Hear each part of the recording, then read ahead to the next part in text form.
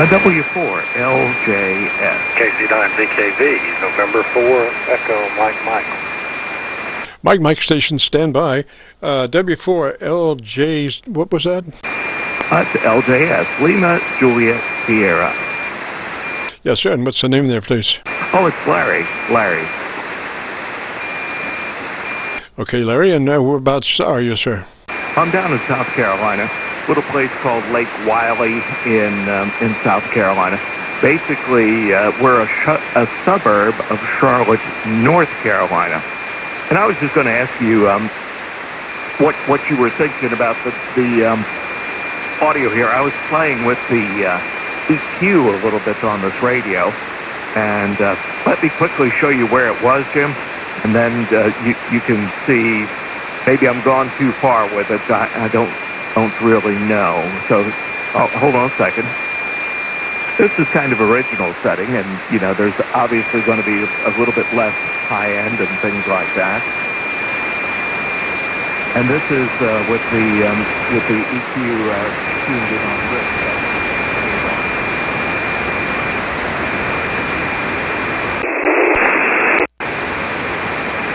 Yeah, there we go. I was looking for an option I was looking for an option, SDR option for your signal, but you're best on my antenna, which is that 10-foot loop antenna, mag loop antenna. You're best there, but come on back and let me see if I can get a little bit better signal to noise ratio. Roger. Oh, Roger. Yeah, is a copy these days with the way the propagation has been on 40 meters can be a little bit difficult. I find that the signal levels are in general lower than they had been and things like that, and makes copy a little bit difficult. But anyway, as I was saying, this is where I turned a little EQ on the radio, and this is an original setting without EQ. This is without, and here we go with. This is with the EQ, just to, if you're hearing it well enough to get an idea. This is W4LJS, Jim. Roger, I'm getting you now 7 dB above my noise level, so I got plenty of signal. The setting that you have now is fine. I would even increase the top end. What kind of EQ do you have? 3-band? Actually, yes. What I've got is I've got a little broadcast style speech processor on the microphone itself, which functions as a little bit of a compressor and a voice conditioner. And what I did is I added to that by putting I've got a Yaesu FTTX 5000, and I've added a little bit of mid-range EQ on top of it, and a little bit of higher-end EQ on it. Took and EQ'd about 1,1200 hertz, then up again about 2,200 hertz. Roger. What was the top one? I think it's about 2,200. I believe that's correct here. I have to press the button and take a look in the menu again to make sure I'm telling you correct. Okay, on your outboard, what are the frequency ranges on your outboard EQ? You've got that in line. You're running outboard processing, outboard EQ, Roger? Yeah, it's not really so much of an EQ as I don't know whether you're familiar with any of the. I've got a little DBX processor on it. It's a 266A, and basically it's got simply got a low frequency detail, high frequency detail, and a compression and gating mechanism built into the processor. Okay, so where are you on your high frequency detail? Do you have some additional push left for that? Oh yeah, it'll come up further. I find that with the DBX, that if you push the HF detail on that a little bit too much, you start to get a little bit raspy. So, but I can turn it up. It's easy enough. About 10% or 15% from where you are. Okay. Well, let me crank the mic back in front of me again here, and let me glance over at the radio's ALC, make sure I'm not overdriving and everything. Yeah, everything looks really pretty good, on the radio and things. And that's up about another 10-15% or so. Oh, and then tell me about your antenna system for about 10 seconds. Oh, sure. Antenna is simply a 130-foot long, flat top or dipole. It's up about 75 feet.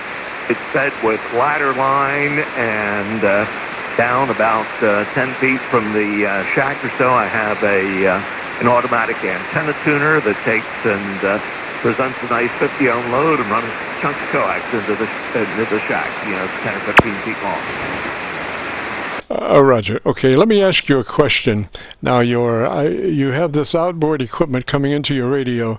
Could I ask you on your radio what volume control level setting the mic input is? In other words, if you have a rotary dial there, is it down around 3 or 4, or is it on up around noontime or so? Let me see. This the 5000 has simply a rotary dial on it. I don't know that it gives you an indication of numbers or anything, but I would say that I'm probably maybe 10 o'clock, 10:30, something like that.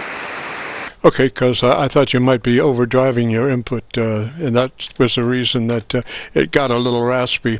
Yeah, you want to be like 10 o'clock, 11 o'clock, 12 o'clock, somewhere in there on your mic gain. If you get lower than that, like a 2 or 1, the odds are great that you are overdriving your mic input level. So you do want to have, be up there around 9:30, 10:30, somewhere 11:30, somewhere in there. Yeah, well, that's basically where it is at,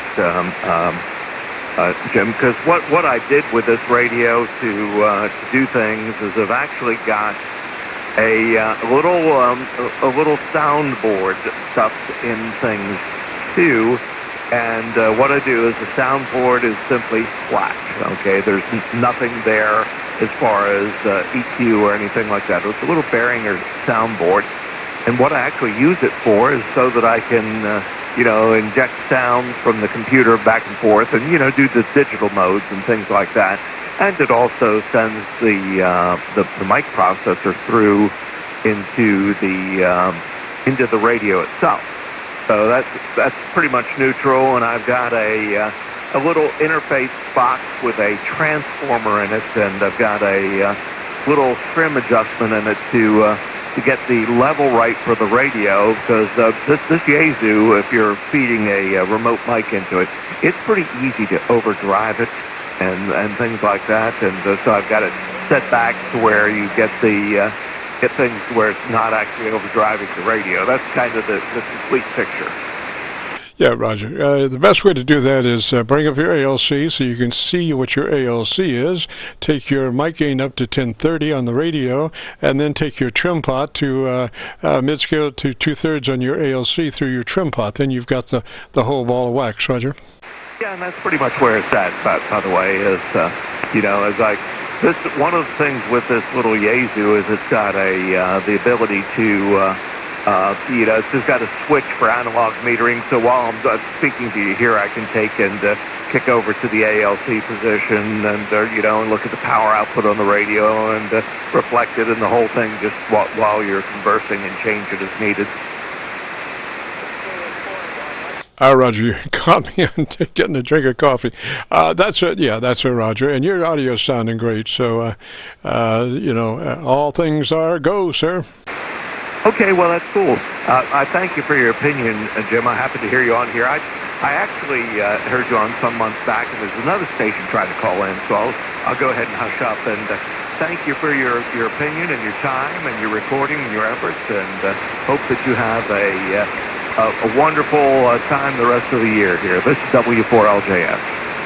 Roger, sir. And if you go to YouTube and do a call letter search for Kilo Charlie 9, Victor Kilo Victor, that will take you to our Qso page, and you'll be looking for My Group Aircheck 9619.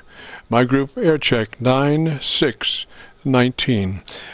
Threes. This is KC9VKV, and gosh, we got Rochester SDR number 1 back. We did get timed out for inactivity over 20 minutes. Man, I tell you, there's more rules and regulations for these SDRs. Just drive you crazy when you're you know, trying to do 3,000 other things and have to deal with but anyway, we're running these 4 SDRs for the benefit of our low-power friends that have difficulty making a 300, 400-mile trip at around 2 or 3 dB above my noise level.